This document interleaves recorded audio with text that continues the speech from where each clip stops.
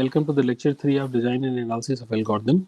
In this session, we are going to talk about sorting algorithms, and we would also see one problem called effective chessboard problem. So, before starting the session, I just wanted to ask a simple question from you. Let's assume that there are two algorithms, algo 1 and algo 2, and their best case, worst case, and average case time is written like this: that they order of n log n, order of n log n, order of n log n, order of n minus 1 means order of n square, order of n log n, order of n log n. So can you tell me that which one is the better algorithm? Can you please type algo 1 or 2? Algo 1 is better algorithm, na?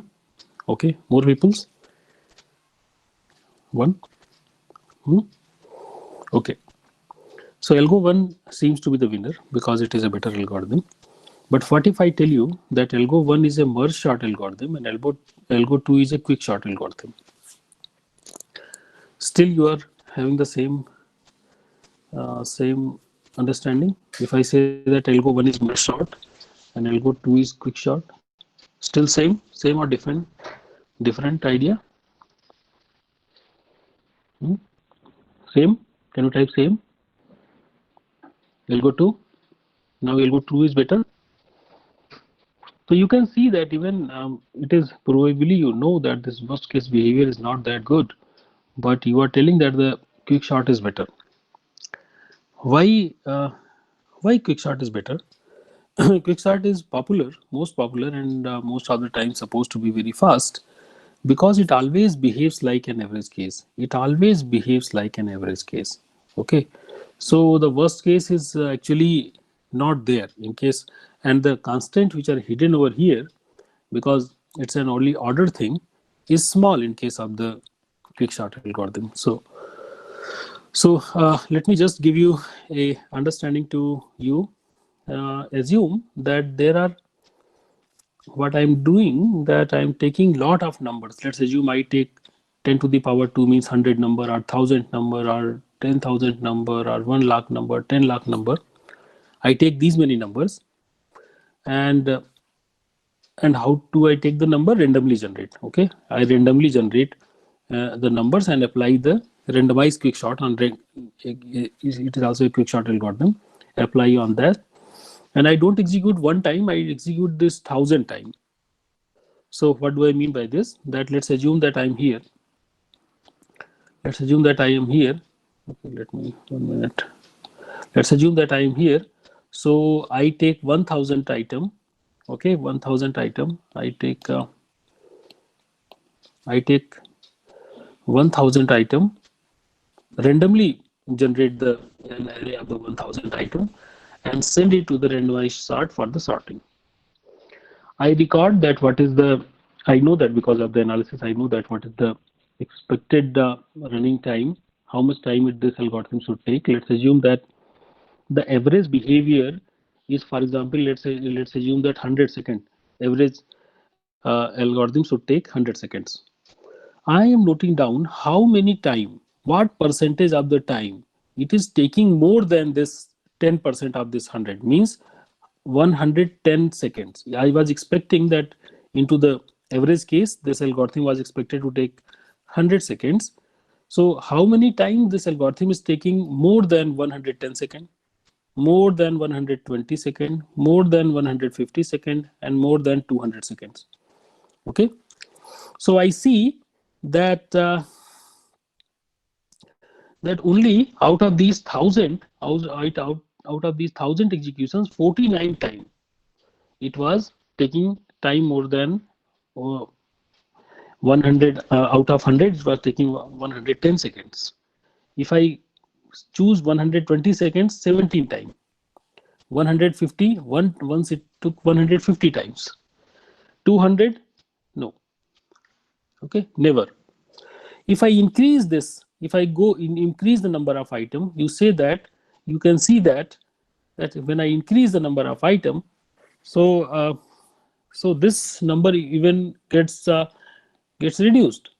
Earlier it was 49. out of these 49 times, and now it is only 22 times. If I increase more items, it becomes 10. I increase more item, it becomes 3. Means if the number of items are large, as the number of items is increasing, at the number of item increasing, the behavior of this algorithm shifts toward the average case. Make sense?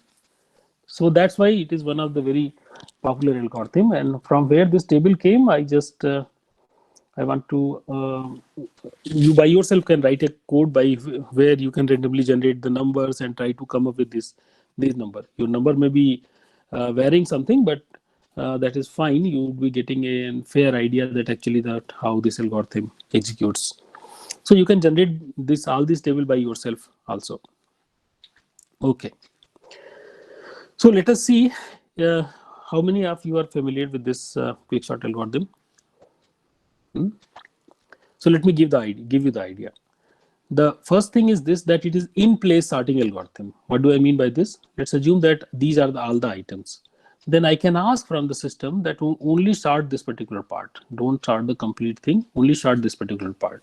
So what would happen? The remaining item, this item remains as it is, but here the item would be sorted. Okay, this is called the in-place sorting algorithm. Here we specify that what are the two places. Let's assume that this is the array A. What are the two places P and R in which all the items which are there in between the P and R, including P and R, they are need to be sorted.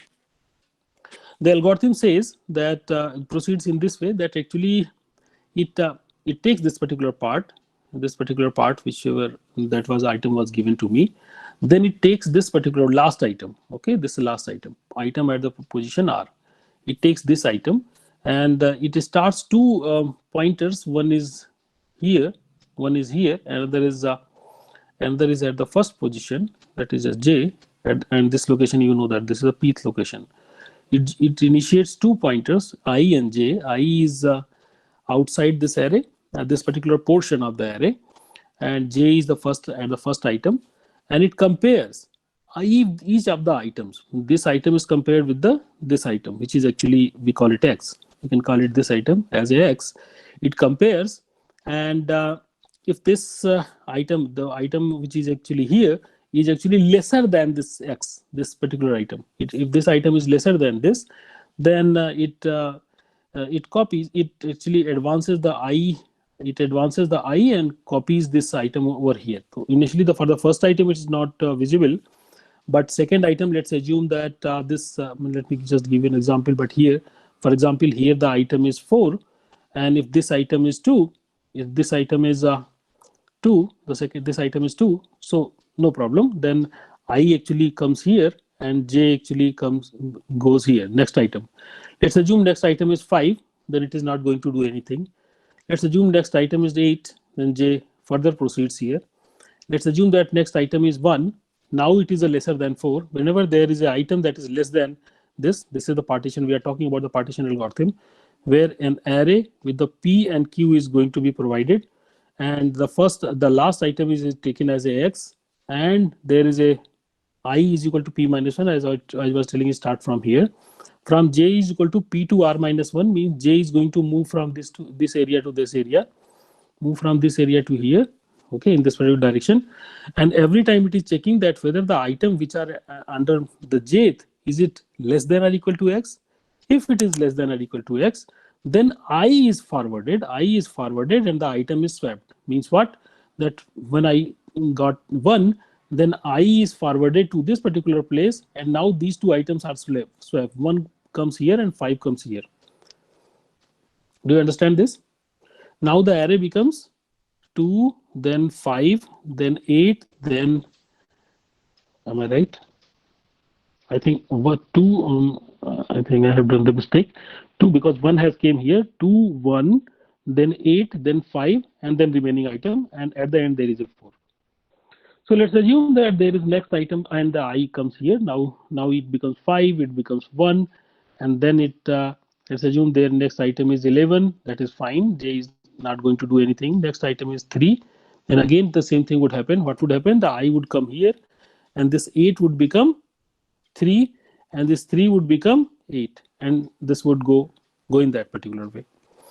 When everything ends, then this I, the location of whatever the location of I is there, that I is again forwarded, and this item is this what I wanted to tell, that this item at the end, this item is swapped with this item. This item comes over here, and these two items are swapped, because you know that after the ith location, the larger items are there. At the end, this algorithm swaps the final item with the last item, and return I plus 1 means, because this is the position where he had placed the what, the last item. This last item, whatever is given to him, this last item is being placed at this particular ith location, and this ith location is being returned as a answer. So if the partition happens in this particular way, then what you can do, that you can tell that, okay, looks like that this part is actually all the items are lesser than my item, and here all the items are bigger than this particular item from which we started. This was the item that we call X. So then again the same algorithm is applied on this part and this part, and since I know that what is the location, and we call it, let's assume that this the value of I plus 1 is called Q here. So we again call the quick sort into both the components. So this is what the algorithm is. So quick sort algorithm proceeds in this way. So there is a randomized version of this algorithm, and randomized quick sort is again not going to change anything, except this, that this, when you are going to do the partition, at the time of partition, when I just give you this, that when, let's assume that this is all the array, and let's also assume that this is the this is the portion which is need to be sorted. So I say that this is the location P, and this is the location Q. This is the P and Q. So randomized partitions does only one thing, that it randomly picks any location, for example this location, and I call it this location as I, and it swaps the item which is here with the item here, does a kind of swapping. This is a single line, that it randomly picks a particular location from this range from P to R. Instead I have written Q, that is not, no problem, you can write R over here. From this particular location, it is picking one number, and that number it is calling I, and it is swapping that number with the last number, and then applying the same partition algorithm over here. So what is the importance of this this thing? Actually, the importance is this, that even if the look, this algorithm, the worst case appears when all the items are actually sorted. Quick sort performs bad when all the items are actually sorted. So if all the items are sorted, then even then what I'm going to do, that I'm not going to sort the items. I'm going to randomly pick an item from here and putting it over here. So it disturbs my sorting thing. So forces me to behave in the average case manner. So in this way, this algorithm sorts the things. Hope this algorithm is clear. If you have any question, you can ask. Okay, if you have any question, you can ask. Let me tell you once again this algorithm from a very high level perspective. Once again, the array is given to you. This particular array is given to you. What you do, you actually if you want to sort this particular portion, so essentially you want to sort all the things, but in between, let's assume that you sort this particular these two location. So this position is, let me, P and R, between the location P and R if you want to sort. So what you do, you this item is said as X. This is first you pick any item and replace it with this particular location, and then you call this item as a X, and you apply the partition over here, this partition function. Partition function is nothing that you are in this particular location. What you are going to do, 1 minute, what you are going to do, you are going to put this particular item at a right location, and by this you are dividing this particular array into two parts, and then you are applying the randomized quick sort into on these parts individually. And this particular item, the middle item, is at the right position. So if all the things are sorted, overall array is sorted. What is the loop invariant here? What is the thing that you are going to, what is invariant whenever you are going to perform the position, perform the sorting? So this is important because you want to tell that my algorithm is correct. So loop invariance is this, that whenever a small part that you want to sort, you are going to consider, let's assume that this part is the part which actually you want to consider for the sorting. The algorithm may have the more part also, but I'm not concentrating on that part. If this is done correctly, then on the complete thing, the things would be done correctly. So what it says that at any moment I have two pointers. One pointer is I, another pointer is j. These two pointers I have. So wherever I is pointing, all these numbers are actually lesser than this last number, and this last number is called x. Okay, all these items are either lesser than or equal to my x. So this is the first condition. This is the first condition, that if that for all the items which are here, which are actually into this particular part, which are into this particular part. Okay, is it visible to you? All the items which are here, they are less than or equal to the last item. Make sense? And second thing, that all the items which are actually here in this particular remaining part, they are either greater than or they are actually either greater than, they are greater than x. Okay, they are greater than, all these items are greater than x. These items are greater than x. So larger items are here, and this is the part which I am not finished. So I'm working on this particular part. So when I would finish, this j would come to this particular point. So what would happen? That ultimately all the items which are lesser are actually here because of I, and all the items which are larger, they are here because of j. And this one item, because if I would place over here, it would remain there. So these are the three conditions. These are called the loop invariant that are used to show that my algorithm is working correctly. How can I analyze what is the running time of this particular algorithm? How can I analyze the average case analysis, average case running time of this algorithm? Very important thing. Okay, average case analysis. How can you analyze that? How much time this algorithm, is randomized quicksort algorithm, is going to take?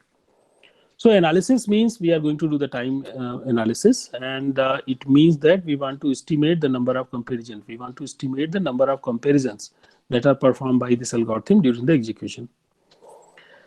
So this analysis actually is a tricky one, and it says that see the items as, let's assume that the items are sorted. Okay, see from the bottom up manner. So let's assume that this is the sorted list. Okay, so this definitely this list would not be given to you. You would be given a scrambled list. But assume that S1, S2, Sn are actually the list into the sorted order.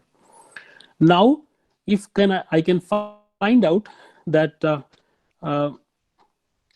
where I is the ith smallest element. Okay, so let me define a random variable xij that represents that the number of comparison between Si and Sj. So you can see that there would be comparison between S1 and S2, S1 and S3, S1 and Sn, S2 and S3. All these many comparison would be there. So S1 and S2. S12 means that not S12. 1 minute. X12 means how many comparisons are there between 1 and 2. X35 means how many comparison of the third and fifth item in the sorted order. Okay. X98 means how many comparison are there between 9 and 8 item. So you can think that 9 and 8 is actually X8 and 9, and either X98 would happen or 89 would happen. So I would not take this X89. I would say that whenever the number the first number is smaller than the second number. So everybody understand this? When 9 is compared with 8, its comparison with 8 with 9 also happen. It is the same thing. So if I want to find out that how many total comparisons are there, so you can by yourself think that this Xij could take either 0 or 1. Either they are compared or not compared. It is only going to happen. Why? How come the two items are compared 2 times in this algorithm?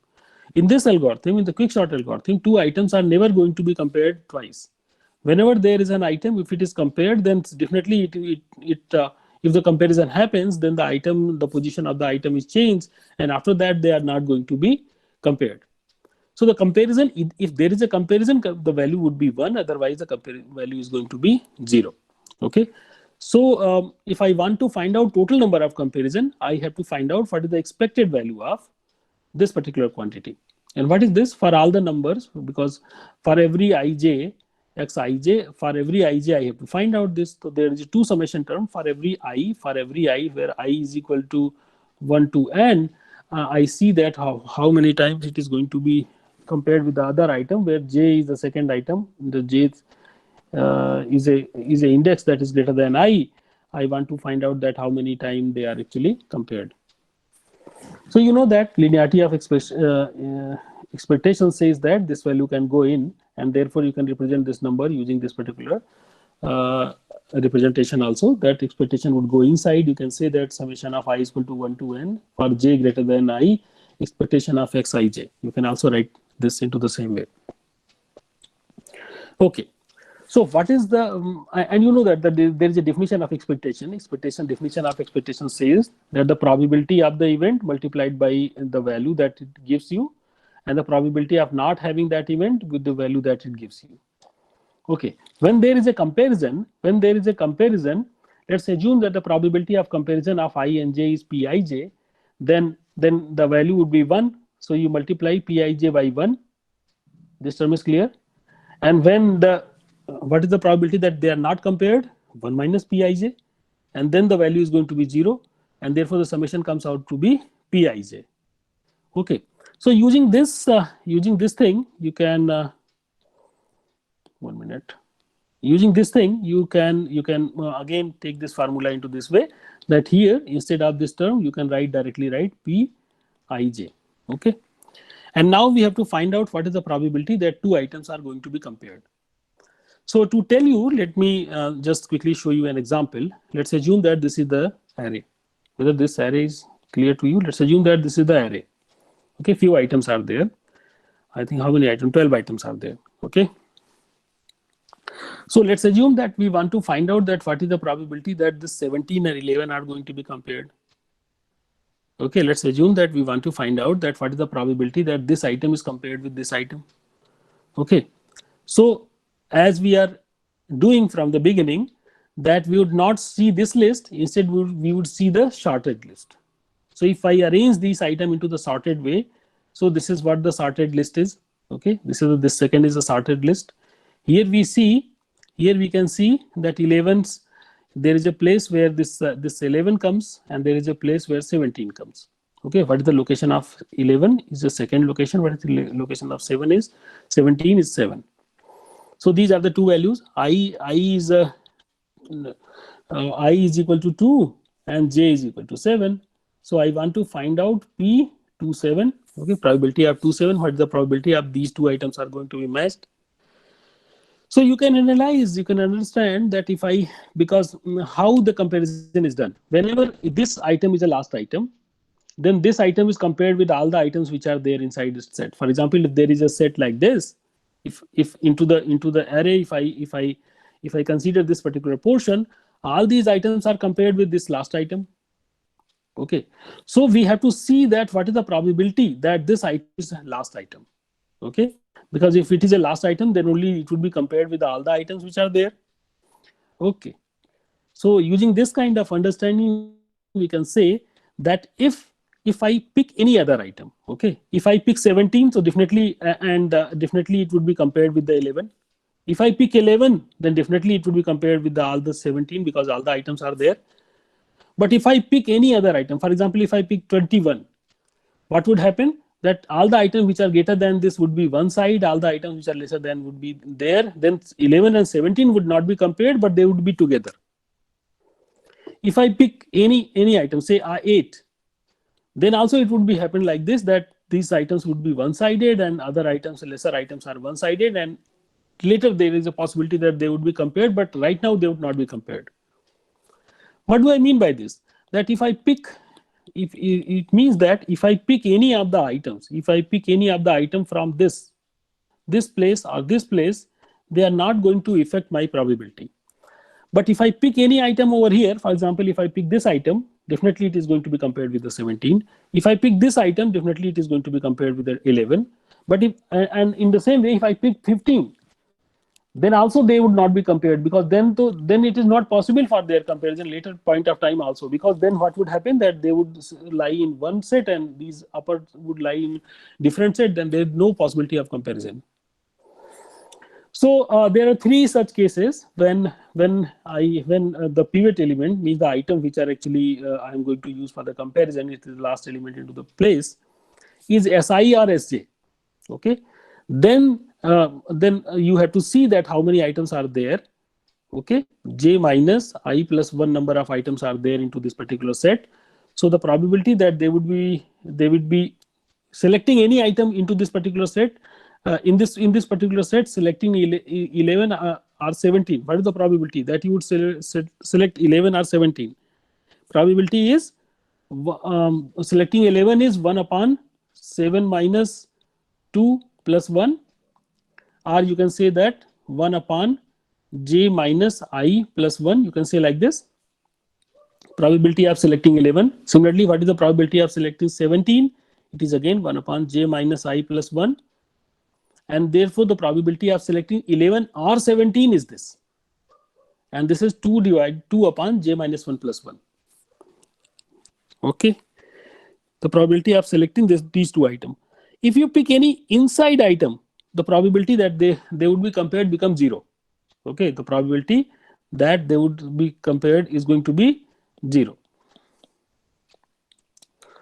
So if you pick any other item, they are not possible. If you pick any item over here, then they are not they are definitely not going to be compared. If you pick anything from here or here, they are not going to change the probability.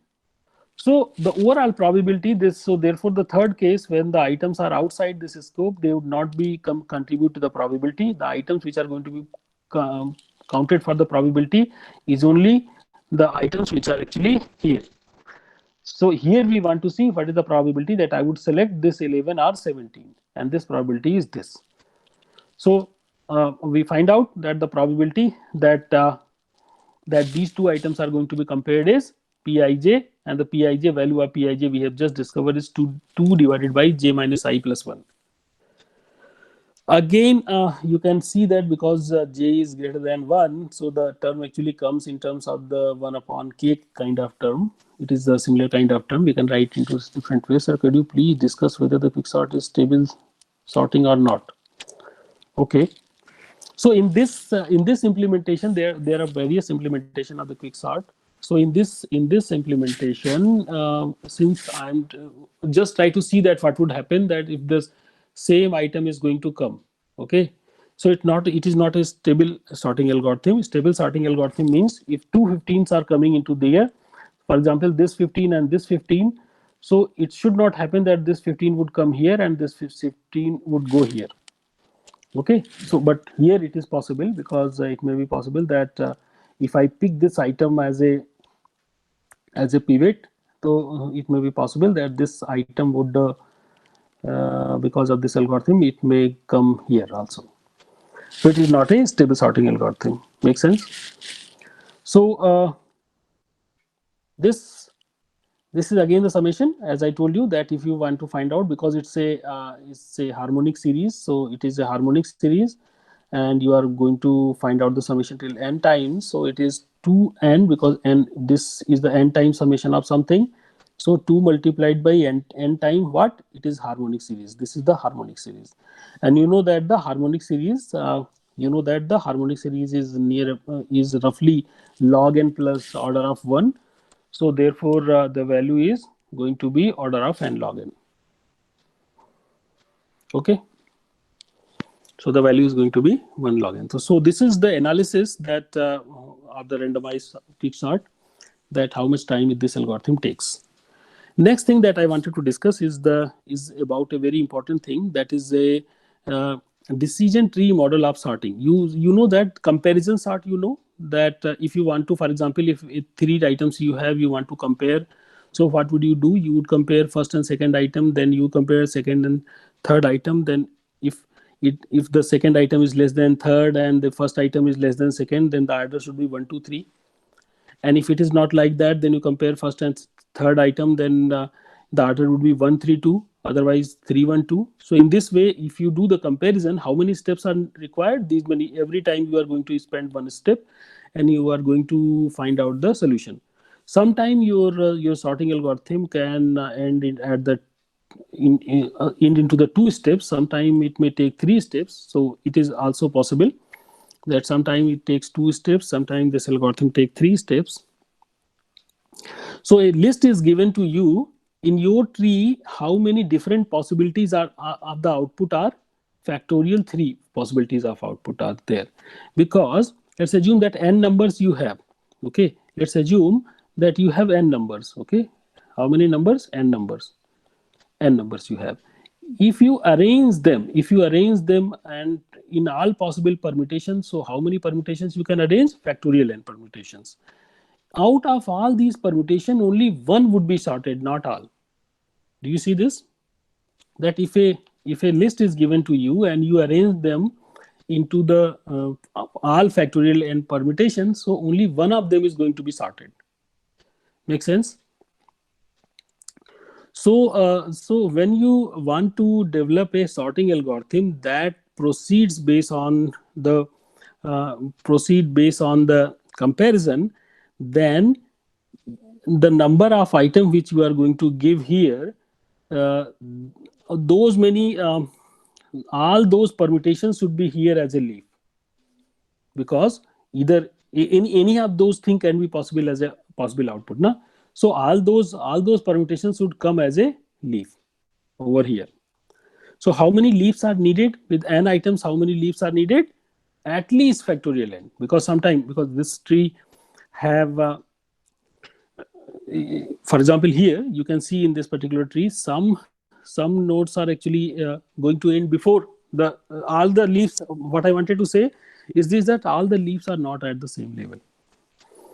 Few leaves are actually above the others, so it is also possible. So but you need how many leaves? Factorial n number of leaves. So there is a notion of the lower bound of the sorting that says that any comparison sort, means if you are doing the sorting with respect to the comparison, would take order of n log n time. So how, into the worst case, if you want to find out the worst case behavior, so it is going to take order of n log n time. How can you say this? So as I told you that if the n items are there, if you have an n number of items, so you have to find out all the permutation. How many permutation? Factorial n permutations you have. If the tree has a height h, and then how many leaves would be there? Because going to be a every time you are going to do the comparison, and it is going to be a binary tree, because after the comparison 2 options would be there, either 2 sides you can go, because comparison could be less yes, true or false kind of comparison. So how many leaves would be there if you have the tree of the height as 2 to the power h? This number should be greater than the available space. How many space you need? How many leaves you need? Factorial n leaves you need. So this number should be greater than factorial n. 2 to the power s should be greater than the factorial n.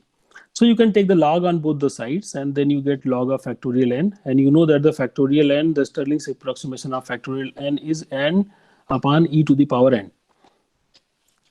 So you put here log of n upon e to the power n comes here, so it becomes n log n upon e. Then you can say that n log n minus n log e. So it becomes n log n minus n log e, and because this is a negative term, you can remove it, and you can say that h is greater than equal to n log n. Okay, so you can say that it is a kind of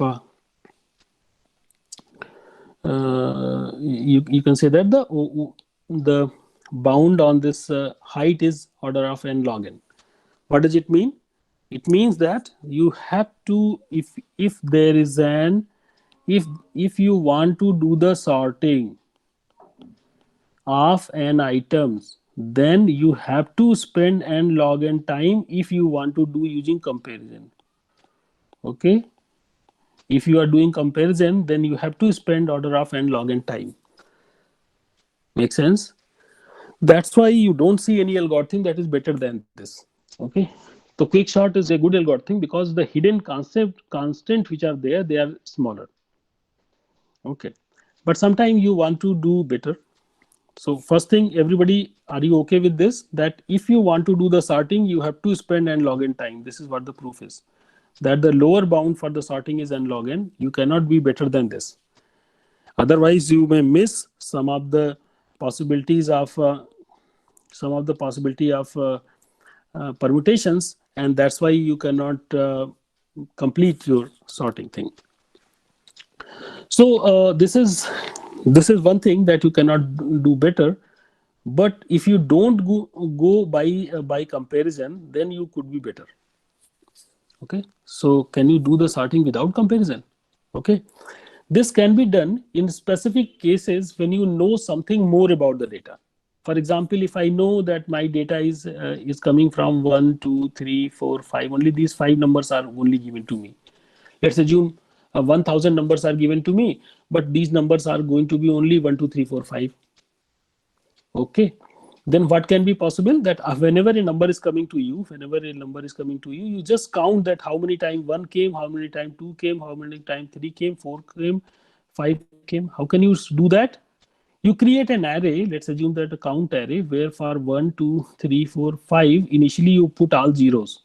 Okay, that no numbers hand came. Initially you put all zeros. Okay, you start by saying that I have an array that where all the zeros are there, and whenever and then you see all the numbers. Okay, for j is equal to 1 to a dot length, all the numbers, and for every number that you are going to get, you are going to increment the counter over here. Whenever you see, for example, in this particular list, you see 5, you fifth place you put 1. When you see 3, third place you increment. Third place you increment, say you become 1. Again 3 came, you make it from 1 to 2. So you are going to count that how many times the number are coming. So let's assume that after doing this, after seeing all these things, your count table is this. Okay, let's assume that after seeing this, for example, count table for 1, 2, 3, 4, 5, these items, let's assume that 10 time 1 was coming, 5 time this was coming, 8 time 1 come, 4 was not coming, 5 was also coming 8 times. Then how can you generate? How can you give the output? So you know that you have to write 10 ones, and then you have to write 5 twos, then you have to write 3 eights, then you have to write 4 zeros, then you write 5 number of 8, 8 number of 5. Okay, in this way you have to write this number. So the first 10 number would be 1, and then next 5. So the last of the 2 would come. You can add here. You can say that till 15, till 10 there would be 1, till 15 there would be 2, and 15 plus 8, it is 23. Till 23 it would be 3, then till 23 it would be 4, and then till 31 it would be 5. There are 31 numbers. Okay, so this is what it is, that I see that how many numbers are there. First you say that 10 ones, then till 15 it is going to be this. So then you can generate this thing into the similar way. You can say that I have another array, and you know that at the 31st position I have to write 8, and then you reduces and becomes 30. And this particular method actually says that you again scan the array, and you go to this count table and tells you that 31st position you write this particular number, into another array you 31st position write this number, and then you reduce this counter also, and you do it for all the numbers. And what would happen, that all the numbers which are coming, which are there into your array A, you are going to put into the array B, and into the array B. From the reverse order you are going to fill this array, and all the items are going to be placed into the sorting order. So this is another way, and interesting idea, that actually tells that you need not to, you can perform all these things into the order 1 if you know something about the data, that your number is coming from a list, and that is already known to you, and it is small and manageable. So let's apply this thing on this particular sort thing, 2530 2303. So the same thing, that these are all the numbers. I have counted that how many times 0 came, 1 came, 2 came, 3 came, 5 came, and then I have incremented this effort. I told you 2 then plus 0, it becomes 2, 2 plus 2 it becomes 4, 4 plus 3 7, then 0 it becomes 7, then 1 it becomes 8. So this is what the number is. Then I again see the number. This second number would go at the position 4. So I would put at this what is this? Put this number at the position 4, and similarly when the next number and this 4 becomes 3. Okay, so this is one by one it is going to place here. So this is how it increments, and there is a new array, and this algorithm is going to work in this way I have just told you. So so make sense? Any questions here? Till now this is clear. 2 is coming. When 2 is coming, you go and try to see that 2 is going to be placed at the place 4. So 1, 2, 3, 4, you place 2. Fourth place you place 2, and then this number becomes 3. The next number comes 5. You fifth, you see 8 number. So you go at the 8 location, put 5, and this becomes 7. Next 3 came. Then you see that at the 3 it is 7. So at the 7th location you write 3. And this 7 becomes 6. Then 0 comes. 0 is at the second position, so you go and write here 0. And then this 2 becomes 1. Next item is 2. Again you go to the 2. It was 3, it becomes 2, and third position you write 2. So in the same way you fill this particular array, and this is how you do the counting sort. Next sorting method is a radix sort. It is again here the advantage, only difference is this. For example, if you need to sort all these numbers, so you know that this particular place all the numbers are coming from 0 to 9 only. So the similar method you can utilize, counting similar to the counting sort, any sorting algorithm you can apply. And this counting sort is a stable sorting algorithm. So you can apply it, and you can on this radix you can sort, and then you go to the next radix, then you go to the third radix, and by this you can sort all these numbers, and they are going to take the lesser amount of time. So you can see that it is only going to, how much time this algorithm was going to take, order of n. So it is order of d into n, means how many digits are there multiplied by n. And we also assume here also that number of digits are a constant, 3-digit number, 5-digit number, so it is constant. So again you say that it is order of n algorithm.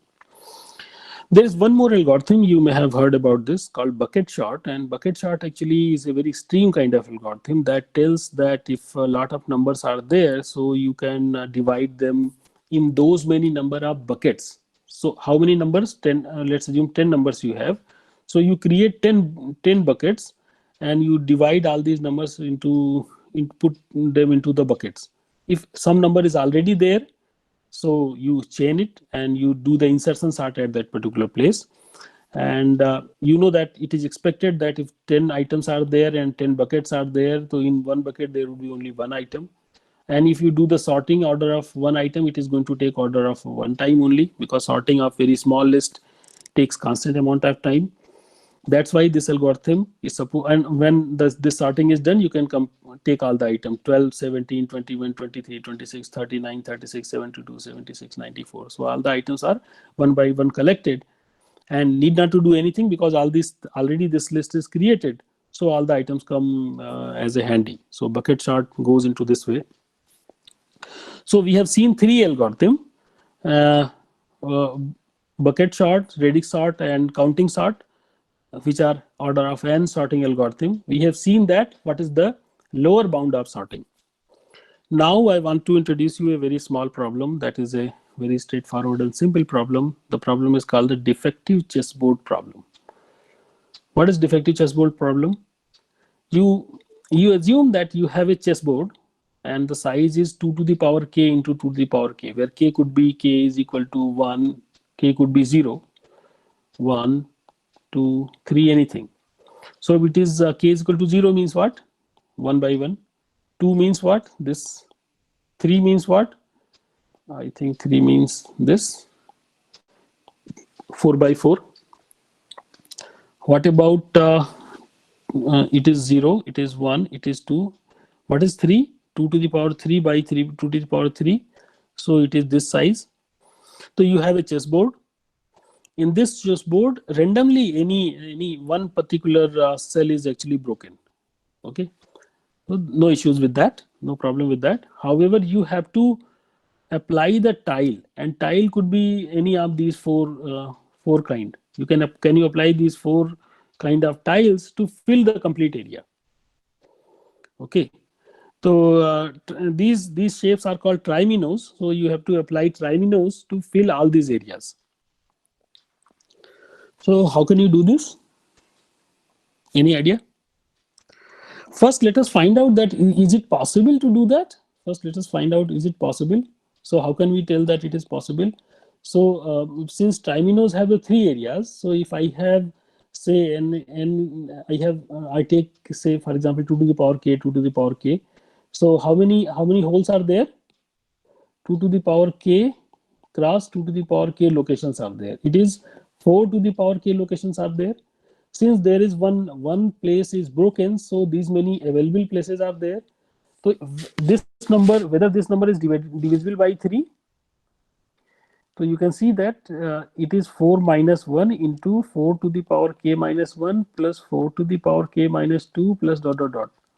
So you know that by expression, you know that you can write into this way, and the first item becomes 3, so therefore it is divisible by 3. So looks like that there is a possibility, because all these things are divisible by 3, so we can do it using trimino. So how can you go ahead and solve this particular problem? Any ideas?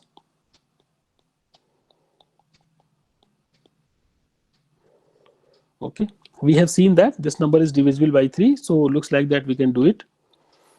So the method is this, that you divide this into two parts. Okay, two equal parts. So divide and conquer actually says that you divide the problem into two parts. Two means multiple parts, multiple smaller parts. So I divide the k size problem, where k size means what? It is 2 to the power k into 2 to the power k. I divide into k minus 1 size thing, and k minus 1 means 2 to the power k minus 1 into 2 to the power k minus 1 size small boxes, and then I want to solve them independently. But the problem is that if I divide this into this way, whether these also are the similar problem? Answer is no, because they are not similar. So what we can do, we can put a defective piece here. What you can say, that you make it defect here, you make it defect here, you make defect here. So whenever you divide into four parts, you see that in which part already there is a defect. And for other places, you just in other parts you just put a defective part there.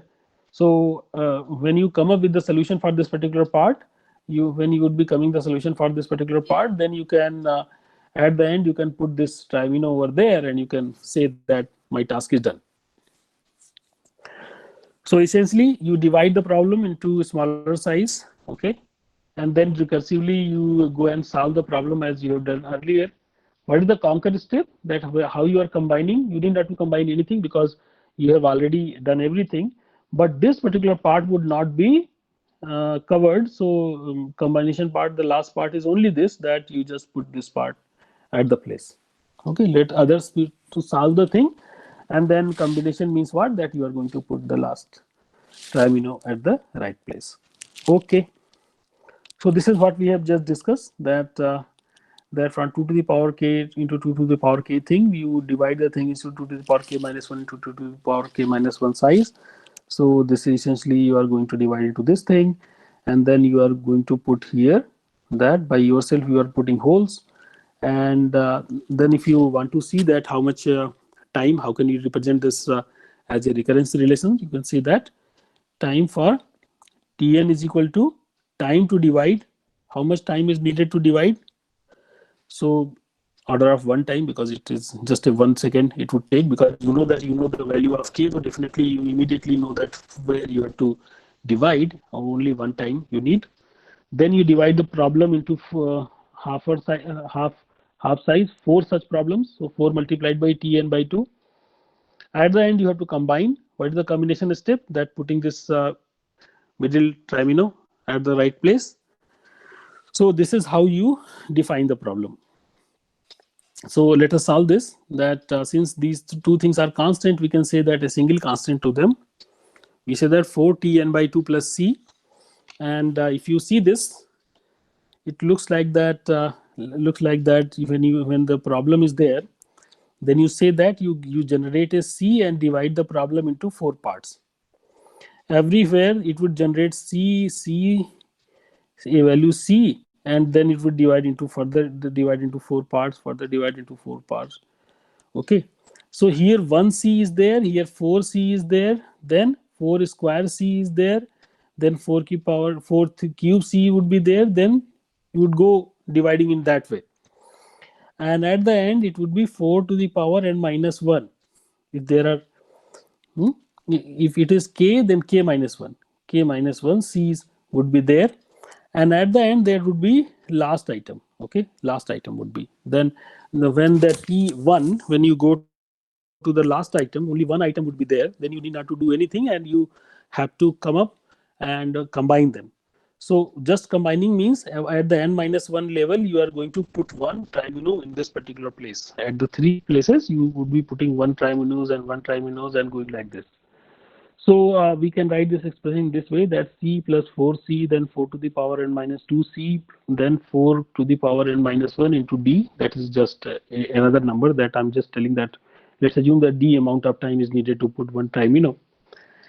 Then you can find out that what is the summation of all these c terms. It is a geometrical series. You can say that c multiplied by 4 to the power n minus 1 upon 4 minus 1, and this term you know that this is there 4 to the power n minus 1 into d. Can you take 4 to the power n common? Yes, you can take, because this lower side becomes 3. Okay, this part becomes 3, and if you take if you can divide these two parts, it becomes 1 by 3. You can say that c by 3 you can take out, then remaining part 4 to the power n minus 1 upon 3 into c. So you can take 4 to the power n out. You can take 4 to the power n common, and 1 minute. You can take 4 to the power n common, and then inside there is c upon 12 plus d upon 4. C and d both are constant amount of time, so they essentially work as a constant. C by 3 is also a constant, so overall time is order of n to the power 4. Time is order of order of 4 to the power n. So any questions in this setting?